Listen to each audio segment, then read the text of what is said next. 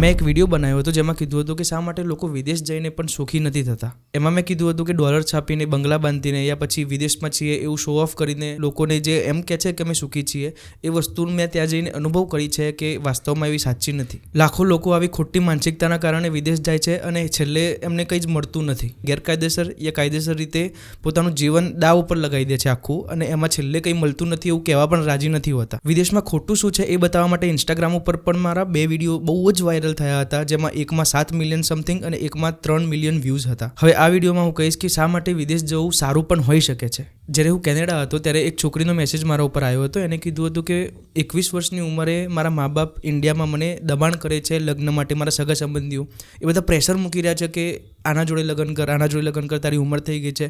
અને એ છોકરી લગ્ન કરવા માંગતી નથી. એના ઘરવાળા એટલું બધું માનસિક ત્રાસ આપતા હતા કે એને એક જ સોલ્યુશન લાગ્યું, વિદેશ જવું. કેમ કે પોતાના પગ ઉપર ઊભી રહેશે, વિદેશ જશે તો કદાચ લોકોની હિંમત નહીં થાય અને કહેતા કે તું આવી જિંદગી જીવ યા આવી જિંદગી જીવ. હવે આ સિચ્યુએશનમાં મેં એને વગર કોઈ ઊંધી અને જુઠ્ઠી સલાહ આપે કીધું હતું કે વિદેશ જા. કેમ કે જ્યારે સ્વતંત્રતાની વાત આવે, મા બાપ જોડે, સગા સંબંધીઓ જોડે લડીને પણ એ લોકો માનવા તૈયાર ના હોય કે જિંદગી એમ જ જીવવી જરૂરી નથી જે લોકો જીવતા આવ્યા છે.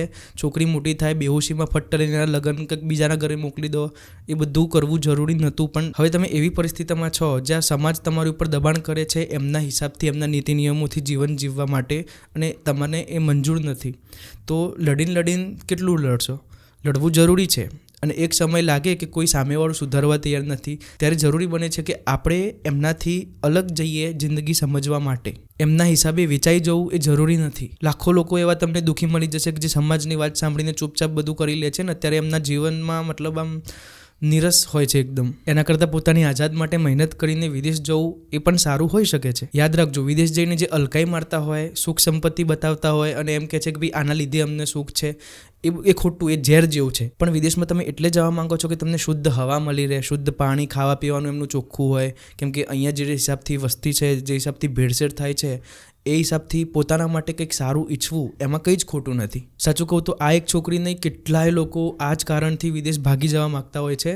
કારણ કે આપણા પરિવારના જે માન્યતાઓ બધી હોય છે એ સડેલી હોય છે. અમુકને લાગતું છે કે આ ભાઈ વિદેશમાં જઈને આ એટલે આવું બોલ કરે છે. ના, થોડી આંખો ખોલશો તો ખબર પડશે કે કેવી સડેલી માન્યતાઓમાં આપણે બધા જીવી રહ્યા છીએ. જેને સમાજે ખોટી માન્યતાઓ એકદમ મગજમાં ઘુસાડી દીધી છે અને ભ્રમમાં રાખ્યો છે આખી જિંદગી, એને કદાચ મારી વાતો સાંભળીને ગુસ્સો આવી શકે છે, એ ગાળો પણ દઈ શકે છે. કોઈ પણ વિદેશમાં રહેતું ઇન્ફ્લુએન્સર જે હોય છે એ કોઈ બી વિડીયો વિદેશના લગતો બનાવે, એમાં બતાવી દે વિદેશ, તો એમાં કેટલાય લોકોનો મેસેજ ભરીને આવે છે કે ભાઈ મારે પણ વિદેશ આવવું છે, મારી સહાયતા કરો, મારી મદદ કરો, પૈસા ટકે કેવી રીતે હું આવી શકું, તમે મારી પૈસા ટકે મદદ કરો, યા પછી મારો આટલો બધો પગાર છે તો મારે ભારત છોડીને વિદેશ જવું જોઈએ કે નહીં. એક વિડીયો હું અપલોડ કરતો હતો, એમાં 500 થી 1000 મિનિમમ મેસેજ આવતા હતા. આટલા બધા લોકોમાં ક્રેઝ છે વિદેશ જવાનો. તો જુઓ, જરૂરી નથી કે જ્યાં તમે જન્મ્યા છો ત્યાં જ આખી જિંદગી પડી રહો. થોડું બહાર નીકળવું જોઈએ, થોડી દુનિયા જોવી જોઈએ, જેથી ખબર પડે કે આપણે જે માન્યતાઓમાં જીવી રહ્યા છીએ, આપણા જેવા જ બીજા માણસો છે એ થોડીક અલગ માન્યતાઓમાં જીવી રહ્યા છીએ. મતલબ જે માન્યતાઓને આપણે કટ્ટર સમજીને જીવી રહ્યા છીએ કે ભાઈ આવું જ હોય, બધા લોકો આવું જ કરે છે, જીવન તો આ જ છે. થોડાક દૂર જઈને જોશો તો એ આખું બદલાઈ જશે. તમારી રહેણી કરણી, ભોજન, ખાવા પીવાનું બધું જ અહીંયાથી 50 કિલોમીટર દૂર બી તમે જશો તો થોડું બદલાતું જશે.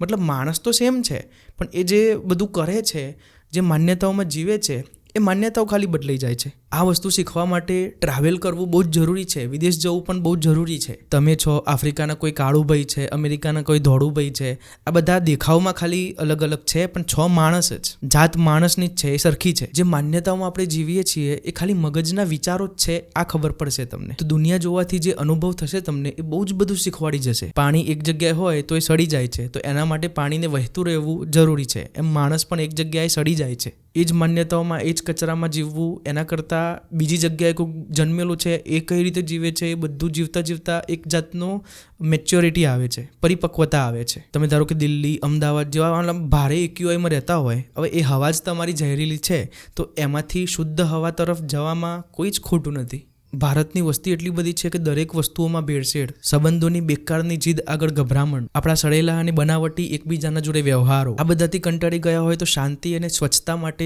થોડાક દૂર જવું હોય, બીજા કરતાં થોડું વધારે સારું જીવન વિતાવવું હોય તો એના માટે મહેનત કરવી એ સૌથી સારી વસ્તુ છે. હું પોતે કેનેડામાં જ્યાં રહેતો હતો ત્યાં 30 એક્યુઆઈ હતું, અને અહીંયા 200 AQI અમદાવાદમાં રહેતું હોય છે નોર્મલી. તમને એવું થશે કે આ ભાઈ વિદેશનું આટલું સ્વચ્છ વાતાવરણ છોડીને અહીંયા કેમ આવ્યા? અને મારું કારણ બીજું કંઈ જ નહોતું, સ્વેચ્છાએથી મેં નક્કી કર્યું હતું કે અહીંયા કેમ આવ્યો. જે મારા આવનારા વિડીયોઝ તમે જોશો તો એમાં એ વાતોમાં જ તમને દેખાઈ જશે કે મારું અહીંયા આવવાનું કારણ શું છે. મારો નેક્સ્ટ વિડીયો એ રહેશે કે શા માટે વિદેશથી હું પાછો આવ્યો. તો શા માટે વિદેશમાં ના આવવું જોઈએ એ વિડીયો જોવો હોય તો ડાબી બાજુ ક્લિક કરો. મારી બનાવેલી શોર્ટ ફિલ્મ ઘર એ જોવી હોય તો જમણી બાજુ ક્લિક કરો. અને નેક્સ્ટ વિડીયો મારું હશે કે શા માટે હું વિદેશથી અહીંયા પાછો આવ્યો.